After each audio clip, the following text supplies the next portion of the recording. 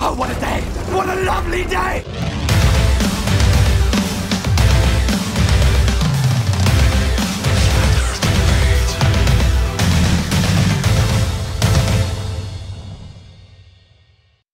Welcome to Flat Earth Debate.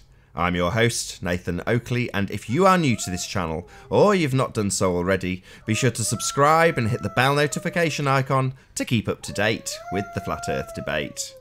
If you'd like to support this channel, there is a super chat that runs alongside each of these shows while they're live. There's also a PayPal link in the info box below the video once it's rendered. But most importantly, if you would like to join the discussion, simply mute the page you are currently watching. Then click the link in the info box below this video to join the panel and express your views on the shape of the Earth. If you do join, please don't swear. If you do, you'll be ejected, and if you are, please don't try to rejoin the stream using sock accounts. You'll be warmly welcomed back on the next stream. Please also share the show. Sharing the show obviously increases the live audience, but this in turn increases the chances of a more diverse panel. So hit that share button and share on Facebook and Twitter. One last time, if you're new to the channel or you've not done so already, be sure to subscribe and hit the bell notification icon to keep up to date with the Flat Earth Debate. Now we are joined by The Plain Truth, Rune Thornton, Sleeping Warrior, Jose, James, Event Horizon, Earth Flattener, Chris Berry and Arwin. Good to have you all. Right. Hello. What's up? Gravity, boom. Good to have you all. Any signs of curvature? Nope. Only obstruction. Nope. No.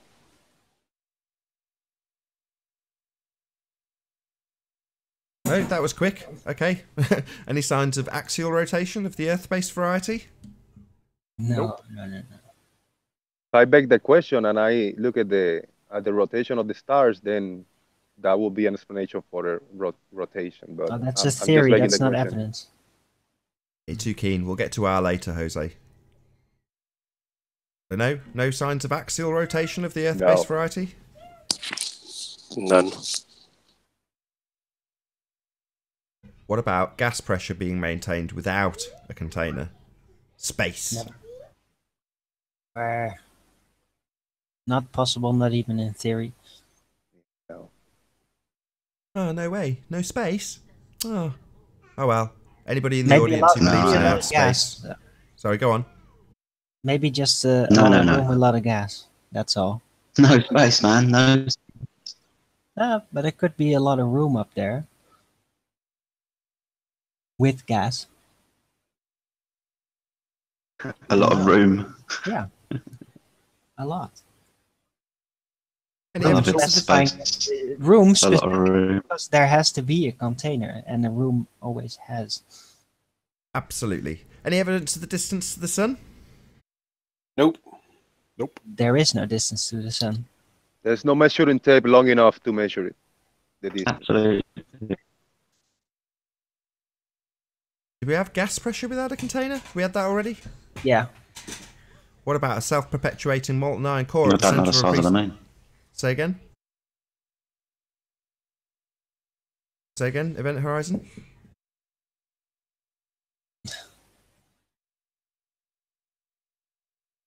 Okay, move on. Okie dokie. No, sorry, man. That was a car going past. I think it's funny Breaking- how the molten iron core stays in the center. I think that's hilarious. Well, maybe there's like a molten layer somewhere, but even that's hard to know for sure. We're just scratching the surface. How are we gonna know what's deep down? You know, nobody knows. Right. Where the hole we've ever dug is only 8 miles deep. Rest of it's predicted through Yeah. seismology. But if mass attracts mass, isn't that molten iron core mass on its own, and then surrounded by more mass? Shouldn't it be moving around? No. What, like an egg why yolk would it? inside an egg. Why would it be moving around? Well, why would it be stationary when it's got That's convection that's what I currents? mean. That's what I mean. Why is it stationary if there's other things acting on it? If it's surrounded by what, thousands and thousands of miles of lava, and then you got the Earth's crust, which is huge or whatever.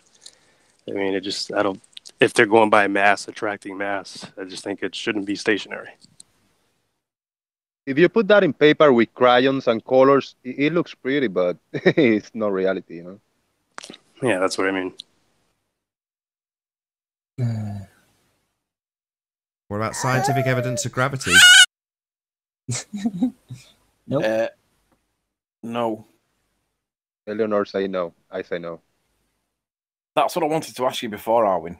Without having a fight, have you ever looked into what other evidence is there for the argument for gravity on their side? Mm-hmm. You have? Yeah. There's a lot of science Have you fiction. found? Yeah. Yeah, but that's There is always no what other they evidence. do. That's find the cause, and different routes and different tests. That's not even. It's no use. I'm not gonna do that before I can even try to deduce what could potentially cause this. I'd have to know much more about this realm. So There is no other evidence for it other than Cavendish. And if you go to Wikipedia right now and type in the word gravity as your search term, when you find the citation for Cavendish, it's not even got a reference to it. There's no footnote that says anything about it. It just says the first time gravity was detected or measured was with Henry Cavendish in 1737, and it doesn't give you any citation for it. So basically, it's like a reference without a citation is kind of like a story. it is. But there doesn't seem to be anything else. I agree. It is probably completely fictional. Okay, so no, it is actually completely fictional. So that's the point of the article I stumbled on. So it's called Gravity, It's All in Your Head, because it's all in your head. Newton didn't discover gravity, he invented gravity. He said there must be a reason the apple falls, and I call that an attraction towards the earth, and we call it gravity. It's an idea. And He it just opposes invented it. buoyancy in the mechanism. Buoyancy No, is but the other cause way. is always the energy we put in to begin with. So the cause of the apple fall is the energy that has been put into it. So it's not the cause of the fall. We are looking for a force that's not there, and we now want to find the cause for that imaginary force. That seems nonsensical. I disagree. But Well, you know, it's all just how they structurize it. Rune, And are you whatever familiar flash with a shows guy called? You must repeat it. Well, Arwen interrupted. Are you familiar with a guy called Julius Sumner? I forgot his bloody name now. Julius Sumner. I'll have to find his name and come back to you. I can't ask the question without knowing what his name is. Right now, I'm not familiar with him. No, so yeah. Give me a sec. I'll find out what his name is. While you're doing that, can I just round out the housekeeping by asking a question? Jose might have an answer. Any evidence of the presuppositional R value? R. Event horizon? Hungry R zombies. Hungry for R. Jose? Anybody? Anybody at all? Nope. No R, no. Okie There's no dokie. R. Well, hopefully that's bought enough time for Anthony to dig out the name of that person he was referencing. We shall see. I'm finding it. No, not yet. It won't take me long, but I've got to look back through all my history videos, so just bear with me. Is it important what he's called? Can't you just say what his point is? Well, yeah, it is important because Julius Sumner Miller, his name is. He's a PhD from America and spent a lot of time in Australia. And he did practical demonstrations of physics on TV. And he talked about a whole host of different physics from A to Z, and he did everything. And he quotes Newton in his Principia as saying, "I make no hypothesis about gravitation." Now, the Principia is written in Latin, so it has to be translated. And it's also written in a prose or in a dialect that was of the time, rather than what we currently modernize and understand. So not only do you have to translate it, but you have to understand how it was written, the prose in which it was written, which makes it really difficult to understand whether or not the point's true or not. But this guy, Professor Julius Sumner Miller, cites Newton as saying he makes no hypothesis about gravitation from the Principia itself, which I find interesting given that the Principia kind of establishes gravity. So it's like it seems to be a contradictory statement that this professor says. And I'm just wondering, like, had you come across it before? And if you have, if you've not, just be aware that according to Julius Sumner Miller, Newton made no hypothesis about gravitation in his Principia. So it's like, this is interesting. It seems to be contradictory. So either Professor Julius Sumner Miller was wrong, I've got the citation or the understood citation of what he said wrong, or he did actually denounce, or not denounce it, but he distanced himself from this theory of gravitation to which he's currently credited. Indeed. Indeed he did. Yeah, I'll look into him, but no, I was not aware. Julius Sumner Miller, yeah, I got him. Yeah, Professor Julius Sumner Miller. He's dead now. He died in the late 80s, early 90s, something like that. But he's in one of his videos. He cites. He actually says specifically. You'll find it if you go to John Watson Flat Earth on YouTube. One of his videos. It's entitled "Too Much Pressure, Arwin." It's right at the beginning of that video. Like this Julius Sumner Miller's talking, and he cites it, and he says, I know, and I agree to that. He's not Said talking to you, many Owen. times. He's not talking to you. Yeah, he is. He is talking to me. I'm not. I'm talking to you're Rune. using my name. Yeah, but that doesn't mean I'm talking to you. Yeah, you did. Hold on. name Let wasn't me the just title nip of this a in the bud, video, right? Darwin. So It's the that's not really- title of the video. So that's John Watson's fault, but that's not. He's not being addressed. That's just the title of the video. Yeah, I think you've misunderstood what I was saying, Arwin. What I'll do is I'll put the link in the side chat so you can see it, Rune. That way Arwin doesn't think I'm being funny. But yeah, we do credit a lot of the historical figures to a lot of crap I don't think they said or meant or did or intended to be credited for. So it's a very long time ago. And also there's numbers. Numbers are involved. So apparently Newton discovered gravity. I'm just going to call it discovered, but he invented it in the year 1666. So there we have 3 sixes. So for the conspiracy nuts, we have 3 sixes again. Yeah. Rune, if you see in the side chat, you can see the link. Nathan, it would be really cool if you could play that video. It's queued up in the right place. If you can just click it and play it. What's the timestamp you want? Because it just played at the beginning. Well, it's in the first 15 seconds anyway. You can just play it from, say, when he cues up the mic and he starts speaking. Here is a scale on which I hang a weight. And I don't care what the scale reads. It reads something. We say it reads the weight of the body. But I really don't know what that means. Nor did Newton. Because, as we believe, gravitational forces, the Earth pulls on this, stretches the scale. But remember, even Newton said, I offer no hypothesis concerning gravitation. Nor do we understand it today. Great stuff. He cites Newton as saying that. Now, I'm not sure whether he's got the context right or not, but he's a professor in physics, so I'm reluctant to say that he's got it wrong. But I understand that he may not have got it right because of the way it was written. It was written in Latin and it was written in a very old style language or prose. But the point is that he's citing as Newton as saying that he makes no hypothesis for gravitation, and it's like that's really interesting given that the Principia is cited as being the authority for gravity, right? I even cite Newton as saying that about gravity, and so, but I don't know, I didn't read the Principia, and definitely didn't read it in Latin, so. Well, I've read through a translation of it, and I don't see that citation in it. So I don't know whether he's referring to the Principia as where he said it from, or whether he's referring to somewhere else in his life. But what other work would Newton have done where that it would be so well known to be able to cite from it, like quote him on it?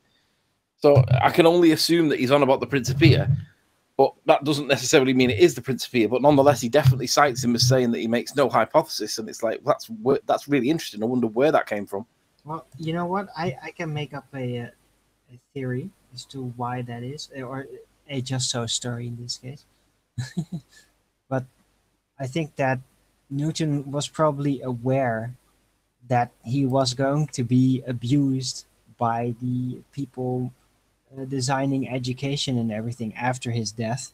So he made a demand like, whatever you do, whatever you're going to make up nonsense about me, use me, just as long as you always keep keep presenting the fact that I never claimed a hypothesis. So maybe that's like a deathbed demand, as it were. To yeah, you can use me for whatever, but never lie about that. I think. Well, I think the Sumner Miller quote is doing away with gravity all on its own. So I don't think we need to actually linger here. Do you? No. It's just interesting to note that that's what he cited as saying. Just an interesting statement that seems to contradict everything that he said, that we believe that Newton said. Or certainly that we're told that Newton said. It is odd that an institute that allows itself to lie about so many details would have such a contradicting thing to their information within there without good reason. Maybe there was too many original sources for it. So one of the things they did, Well, the when would that language, stop anyone really? the Just language destroy thing. the sources. Oh, sorry. You know, well, There is also a language thing because back in the time, in the day, they wrote in Latin, and one of the reasons was that no one should understand it, is my assertion. So I think that was used heavily.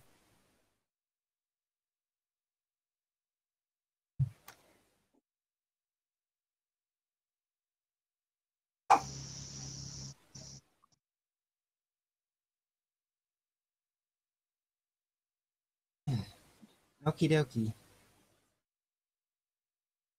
Hey, great show yesterday with the Quantum Eraser, those logical fallacies. Are there really 200 more? Yeah,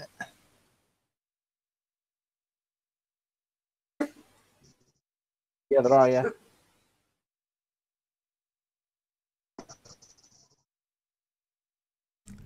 It's a shame Gleam's not on the panel.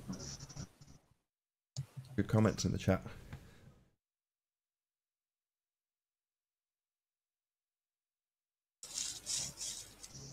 I have a quick story I'd like to share.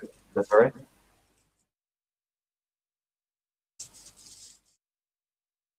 Yes. No. Seems to be very fragmented today. What's going on? Can you hear me? Yeah, we're here. Just How you doing? Hey, this is Chris. I just can't tell if anybody can hear me. I guess you can. yeah, we can hear you. Yeah. Okay, so just a quick story I wanted to share.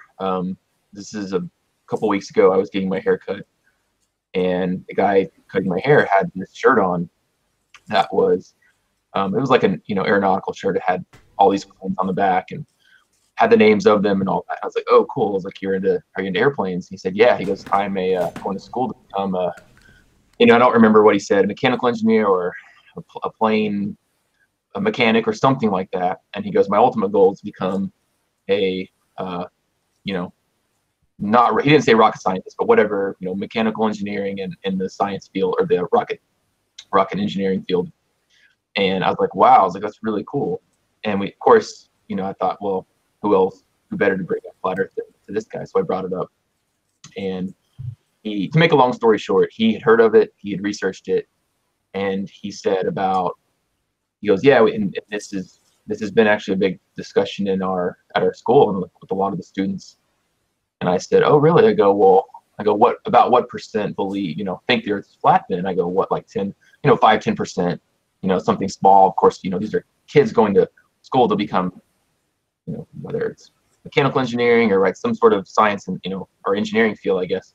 And thinking he was going to say, 5 or 10%, he said 50%. So I was just blown away by that because, you would think these are the people that would absolutely not believe this and would be out there trying to debunk it. So when he said 50% of the students in his engineering school or believers that really blew my mind.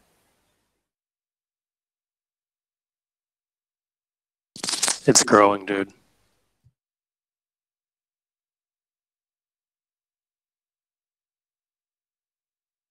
Are you reading Gleam's comments, Anthony? In chat? Yes. No, I was reading something else. I'll go to chat. Why do you ask? Just because he's giving these references.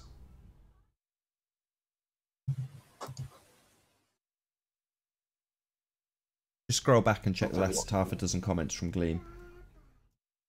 I didn't have chat open. I was reading something else. Well, obviously it's now broadcast, so you can come back and reference it, but it might be handy to just scribble down some of the references he's given you.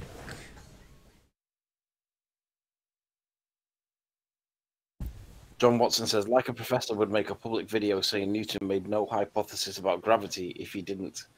That's what I mean. It's like, it seems to be crazy that because he was quite cryptic, Julius Sumner Miller. He said statements in his work that make you wonder whether or not he was actually a flat earther.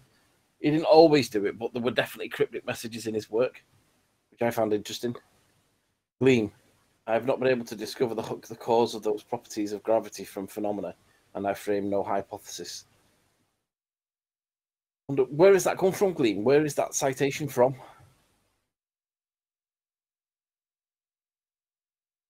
I have not been able to discover the cause of those properties of gravity from phenomena, and I frame no hypothesis.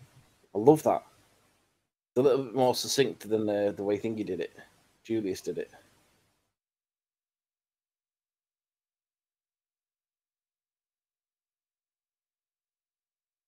Phenomena is to be called a hypothesis, and a hypothesis for the metaphysical or physical, whether the occult qualities of mechanical, have no place in experimental philosophy. You're mumbling and muttering, Anthony. Sorry, I was reading what his messages were. Principia in Isaac Newton, Andrew Motton, Chittenden Newton's Principia.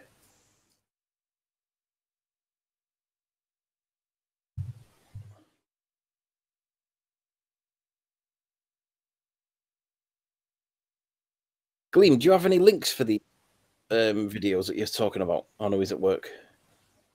He might not actually be able to respond.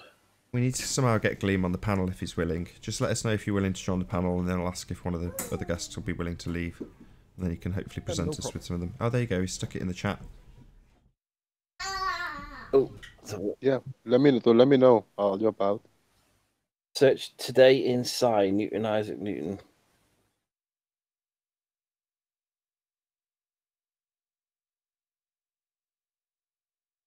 While you guys are looking at those links, I had one other quick discussion point on the gravity topic that I keep hearing the people that believe in gravity say, well, in a vacuum chamber, all these things are falling at the same rate, right? Or they can keep bringing up vacuum chambers to take out the medium that we all talk about is due to density. So if you're in air and you drop the apple, it falls due to density because it's heavier than the air around it. But if you put it in a vacuum chamber, the ballers say, oh, well, there's no air, so it should float. Well, that doesn't make sense, of course, to all of us because there's no medium, so of course it's going to fall through no medium. But the other thing that I've not heard mentioned is in a vacuum, if gravity were real or were an actual effect, then in a vacuum, since there's nothing there's no medium preventing, say, the feather from falling slower than the bowling ball, wouldn't gravity accelerate one of them faster than the other?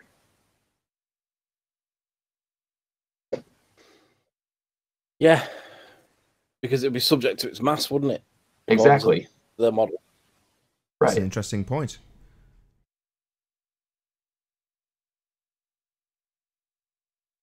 The more mass of the object, the faster it should fall, according to the ball model or the Newton model or whatever.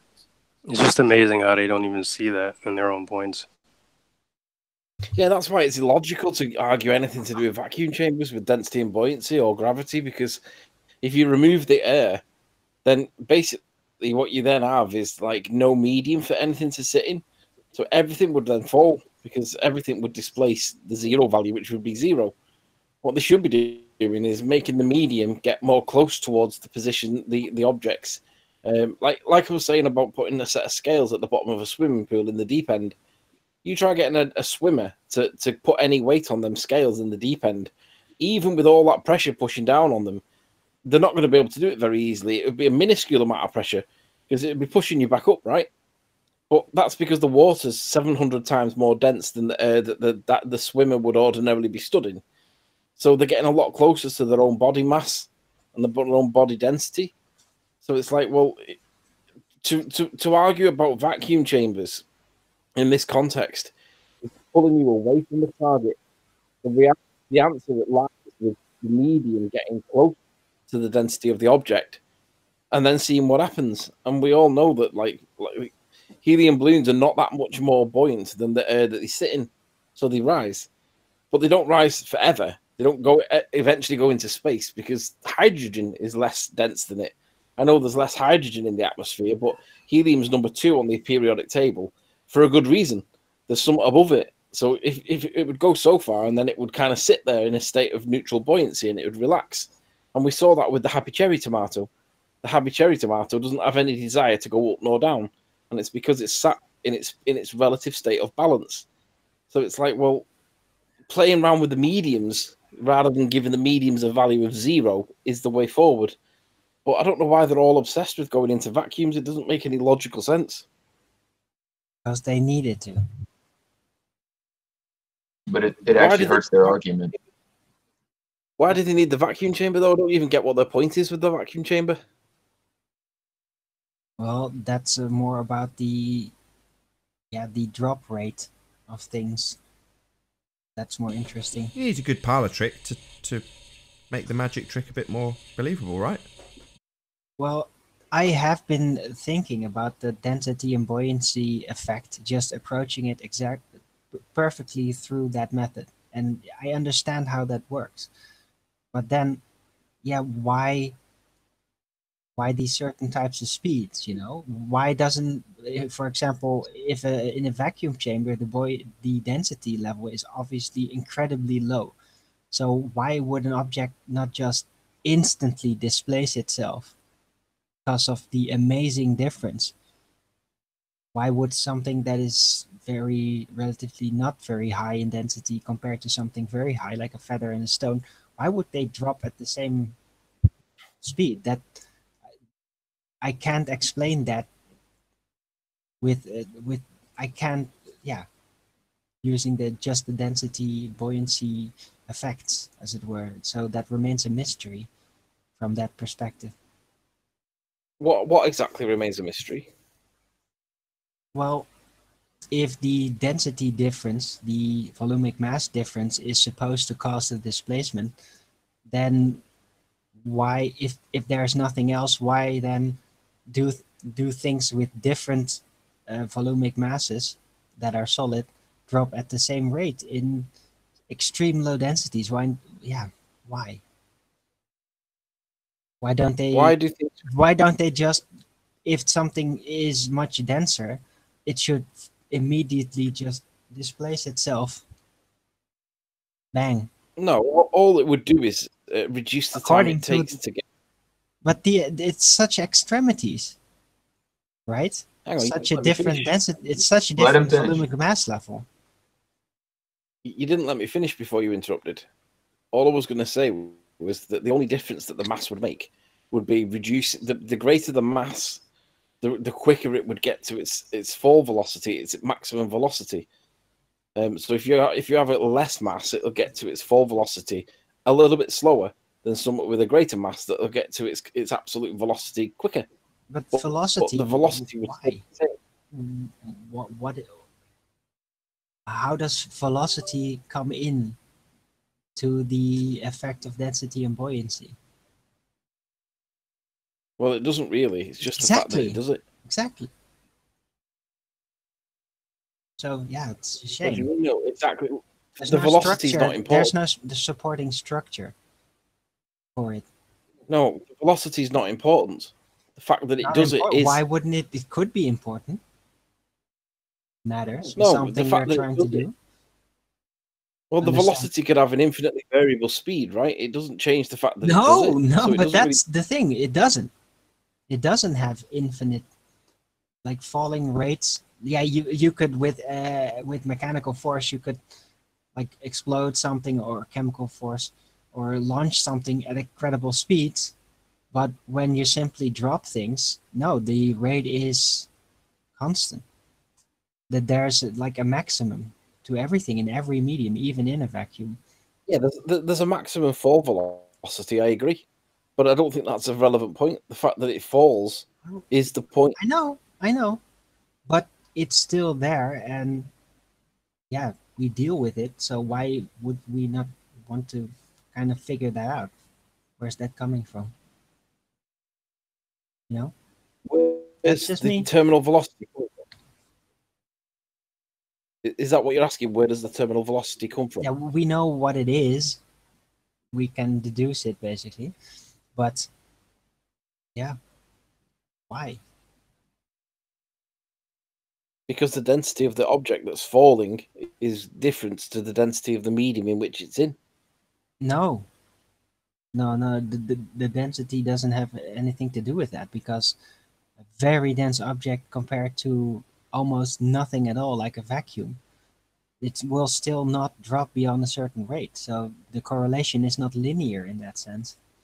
But it will though, Alvin, because it's like I No. said, if you change the medium, it will change the rate that it accelerates, and it Yeah, will but the change. correlation between the density of the medium and the falling object is not linear. That's what I'm trying to tell you.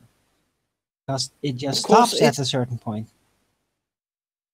No, it would Yeah, be it linear. does. Because No, it's not linear. No, it's not linear. A vacuum has extreme low density average, and still the falling rate will not go beyond a certain maximum. it would be linear, Alvin, because as we know, if you get a swimmer and you put the swimmer on scales in water, they will exert very little force on it, right? Because it's not got the swimmer doesn't have a lot of weight in water. So if you take the swimmer out of water and put it in air, you know that there's more weight to that swimmer. So Just you can see the correlation between two mediums. But if you were able to infinitely vary the medium that the swimmer is in, you would see a linear relationship to how much weight they would be able to put on the scale, and it would be linear. No. Yeah. No, it would not. No, if you compare the density rate, as it were, the density level of a rock, and then the density level of normal air pressure, and then the density level of a vacuum, and then correlate the speeds, as it were, yeah, you will find that the relation between the density and the speed is not linear. It's extreme, man. No, that's nonsense. No. That's nonsense. So what is the density relation between normal air pressure and a maximum possible artificially made vacuum? Do you know? It would be very similar, wouldn't it? There's not a No, lot of it difference would not between. be similar. Of course not. Yeah, it would. No, It would. that's There's insane. not a lot of difference between. No, a There's not a lot of vacuum difference. has almost no molecules in it at all. There's barely nothing there. Density is extremely low. Almost zero. So Sure. yeah, compare that to actual air pressure. That's astronomical. The difference is No, it's extreme. not It's one astronomical. versus zero, almost zero. No. Yeah, that's an It's not extreme astronomical. difference. Yet the No, it's falling not. rate will be very similar. It's not a linear relation. Sorry, that's No, you got it no. wrong, This Alvin. is technical. No, Density yeah, you're right, and level- you're getting it wrong. Oh, shush, and No, listen. I'm not getting it wrong. When you say I'm technically correct. you are, just listen. It depends on the object that you're dropping in the medium. So if you're going to drop a house brick, it isn't going to make much difference between air and a vacuum, because there's not a lot of difference between the medium that you're changing from the air to the thing. But if you drop a feather, because the feather is very close to the density of the atmosphere that you're in, and then you remove that, that makes it extreme. So it's relative to the thing that you're comparing it to. I'd like to see the comparisons, the actual rates. Well, you've seen the brick. You've seen the brick and the feather fall in the vacuum chamber, right? Yeah. And you agree that they both fall at the same rate. But when you put the air back into the vacuum chamber, because the relative density of the feather is very close to the air, you see that the rate of fall that the feather has is significantly slower than the brick. That's But correct. because the brick is like 1,000,000 times more dense than the air, you don't notice any difference on the brick because it's so the disparity is huge. The differential is huge. But because the air's close to the feather, that slows its rate of fall right down. Indeed, the same would be said about a helium balloon. Once you put the air back in the chamber, the balloon will go up. But when you remove the air out of the chamber, it goes down. But you're close to the density of the helium balloon with air. So that's why you're going to see a difference in it. It's all relative. It's actually a brilliant evidence for density and the buoyancy effect and not gravity. If you were to talk about if you were to call that an experiment or a test, and you're to talk about variables, like what are you varying? You're varying, like as you just said, Anthony, you're varying the medium. That's it. That's what's causing a slower rate of fall or a faster rate of fall.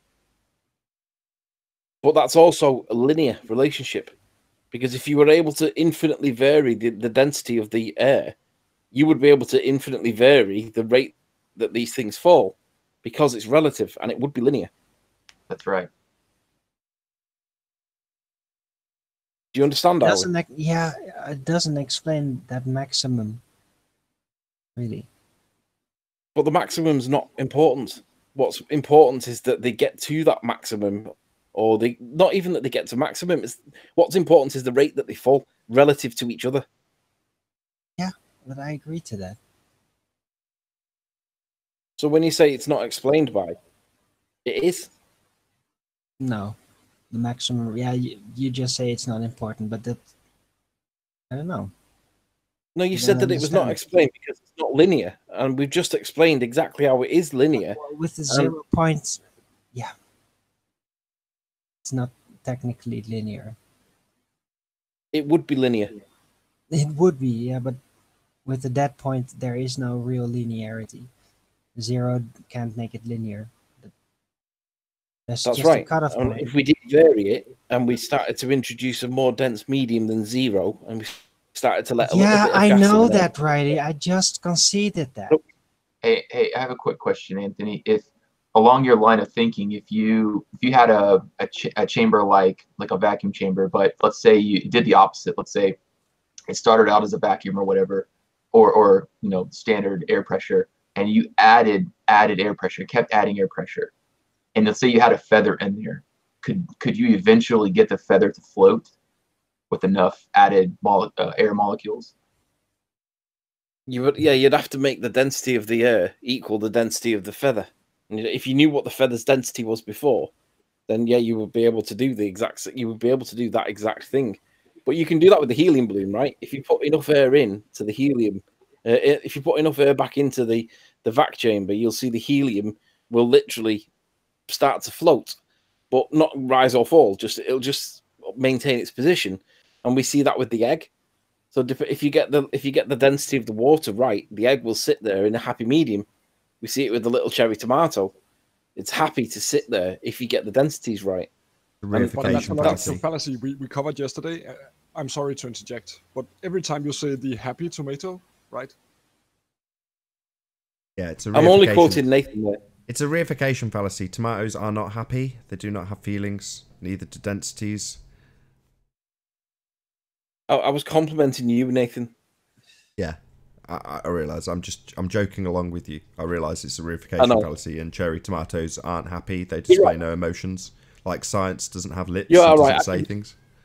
I could remove the happy expression of the tomato, and I'd still be happy to make that point, and it would make the point still the same. That don't project onto your experiment. Yeah, don't project onto the tomato. It's a happy tomato.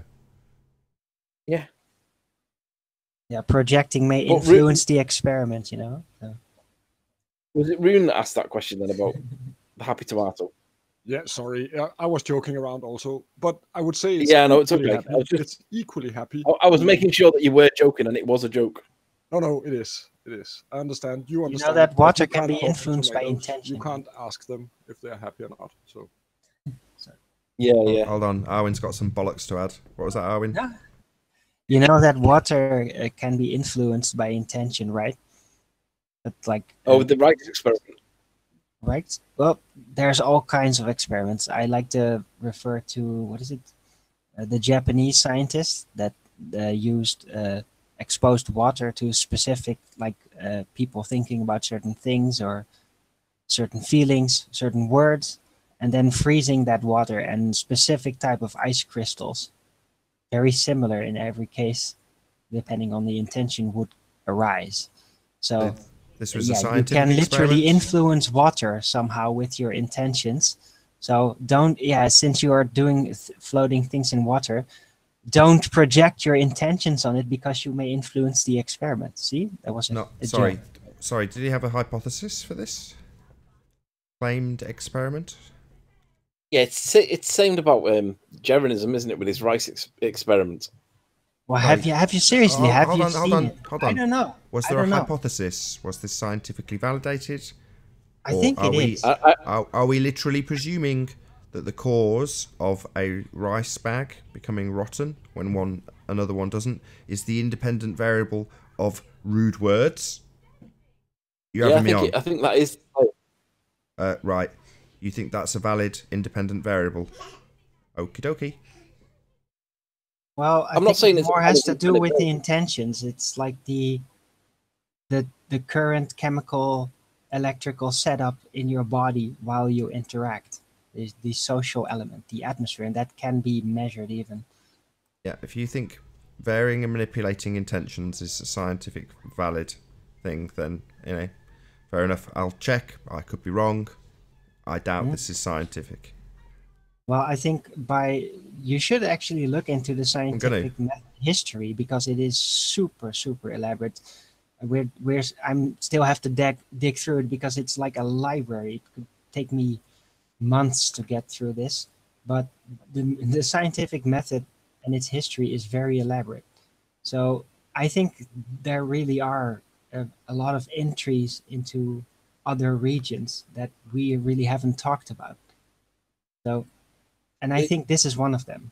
So, and that doctor that had the experiment, he's been widely published, and I think people have tested him. And yeah, it's a reproducible experiment, So what's the basically. So hypothesis? Can you it dig that is out for real. me? It is classified as officially Can you just type in his name and type hypothesis and let's see what comes up? right. Ah, damn it! The name. It's a Japanese guy. Miyamoto. What's it? Let's see. I will ask. The independent variable must be the frequency of the bad words and not the intentions, because you can't really manipulate your intentions. Your intentions are to check out whether this holds or not. You don't have ill intentions towards the rice, even if you want to have ill intentions. You don't really have ill intentions. You want to check out if the words have meaning, influence. Is that correct? Arwin? Sorry, I'm trying to look it up. Oh, Oh, sorry.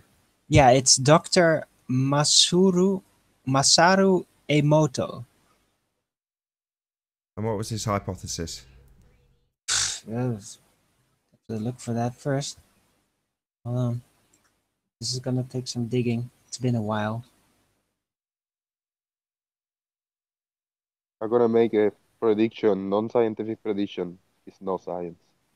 It's repeatable, so Just one and aspect it of... is variable. Just a couple of aspects. You need all of them. This is the problem. People pick out a particular aspect of the scientific method and go, well, I can repeat this. It's got aspects of repeatability, therefore science. It's like, no. Systematic experimentation is what's being referred to when people say, well, I can repeat this observation. So what? So can I. I just had to close my eyes and open them again and I repeated the observation. It doesn't prove that it's scientifically valid. It just means you can repeat it. The observation, that is.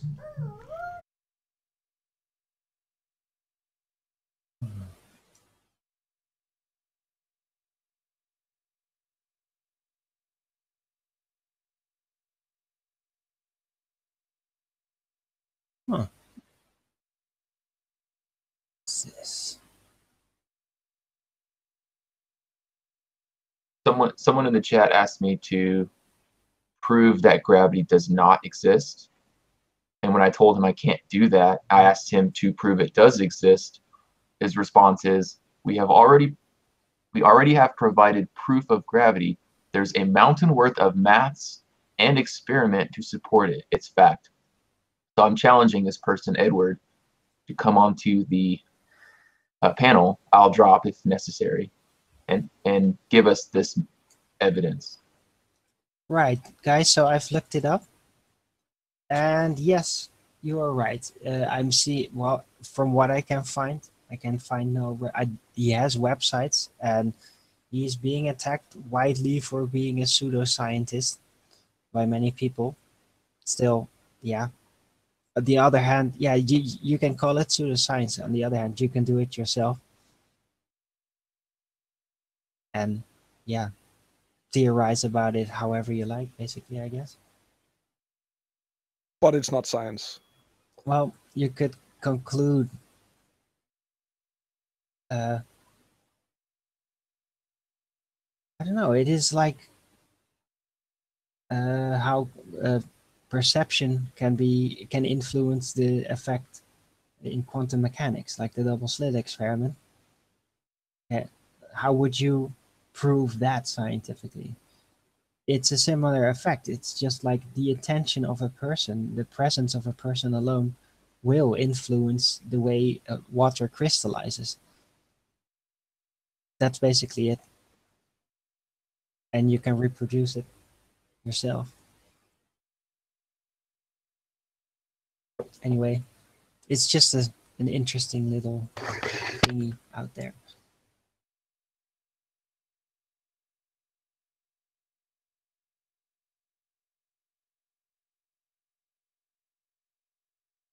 Yeah, it's apparently it is classified as pseudoscience. So that's fine.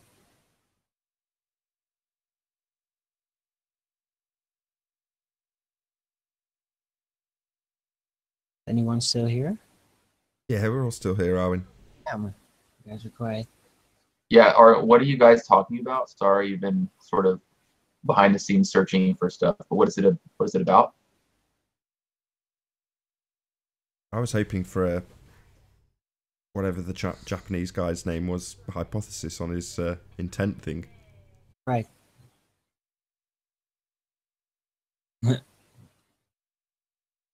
Well, and I couldn't find any. And I dug relatively far. Don't do it, Arwin. Don't mention Aristarchus. Shout out to Aristarchus and the Dodo. Shout outs retracted.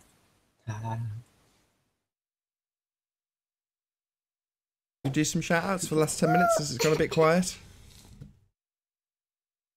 I can see you're all super keen. Should I shout out to Mark Taylor in the chat? You can, at this point, you can shout out whoever you like. Let's do some shout outs. Shane Walter. Shout out to Andrews Ace. Good to have you. 777, thanks for being here. Mark Taylor, good to see you. David Howard, thanks for joining the show.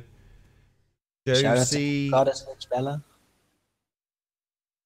Bruce, what is it? Lincoln, good to have you. Nice to see you. Pete Shea, hooray. Shout out Keen L, formerly known as Vinegar Strokes. Shout out to you. Shout out to Ute. Good to see you. Shout out to Pretender Clown. David Gilbert. Peanuts Clark. Good to see you all. Flat Russ says hi. Hi to you too.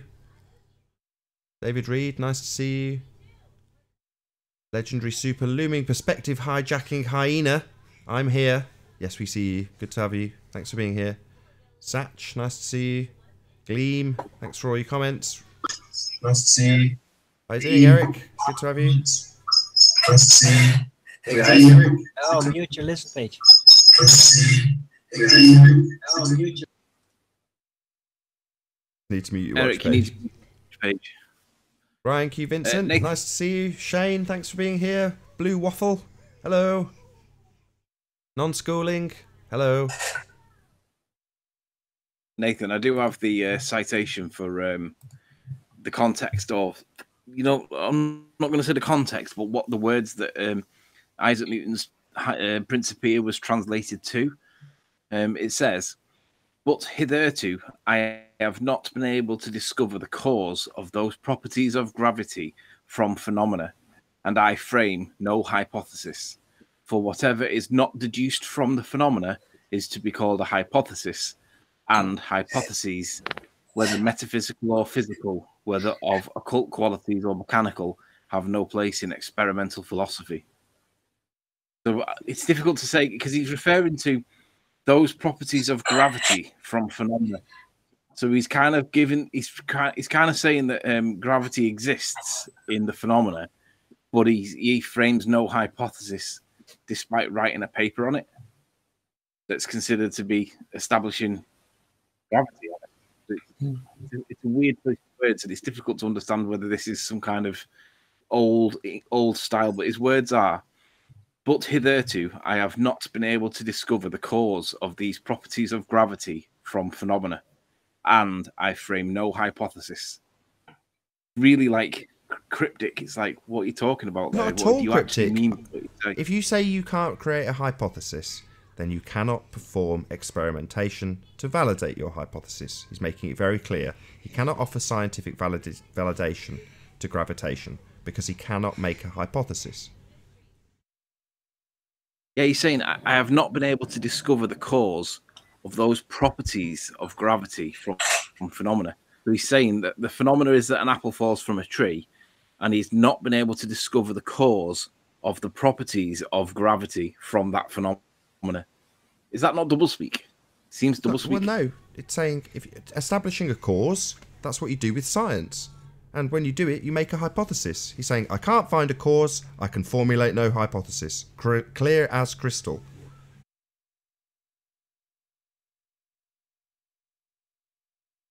Interesting nonetheless. Hey, Mike. Hey, guys. Good to have you. Thank you. Couple more shout-outs. Sorry to cut you off. So, hi to, was it Edward? Nice to see you. Kinal, thanks for being here. Donnie Johnson, thanks for being here. Stoned Roses, nice to see you. I think that's pretty much it. If I missed you, I'm really sorry. Michael, nice to see you as well.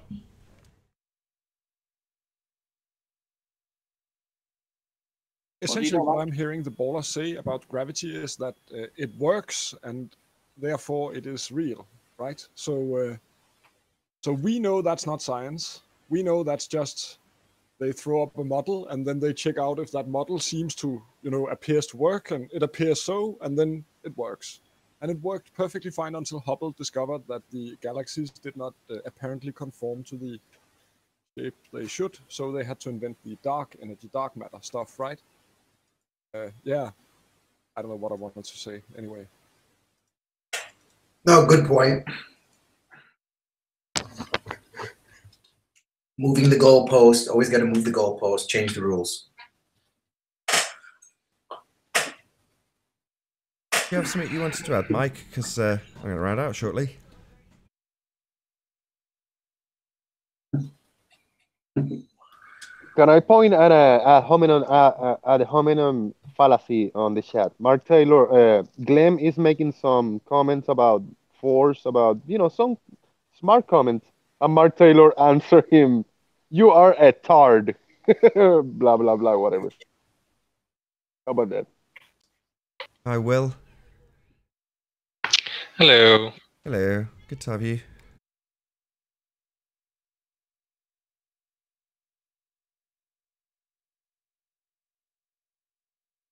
Thank you for the pretender clown. No shoutouts for you. I will shut up now.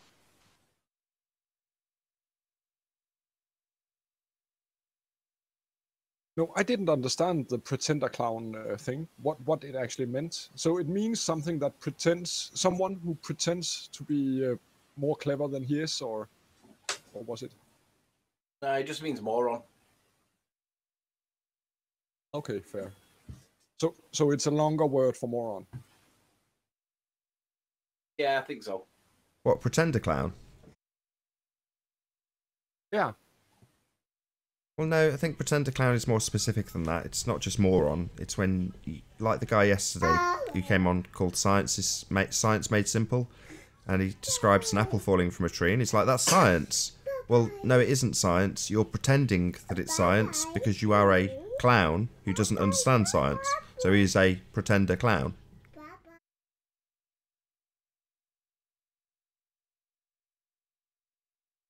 Emphasis on the pretender bit, I think. Well, I wouldn't say he's 100% wrong. I just think he's one of those people that have, you know, everything is science, dude. Everything. Isn't it magic? Guaranteed he must be an atheist and a big believer in big government. I'll almost guarantee that as well. That might be my cue to round out on account of the fact we are having a bit of glitches with the stream, so hopefully my outro will survive the outro. Let's see. With that, I'll say first and foremost a huge, massive, enormous thank you to all of the debating panel for making this debate possible, and of course a massive thank you to all of the live audience for tuning in and hopefully sharing this debate. If you hated the show, you know exactly what to do, but if you liked it, maybe consider sharing it with a friend, or subscribing if you have not done so already. I've been Nathan Oakley, and I will see you all in the next video. Oh, what a day! What a lovely day!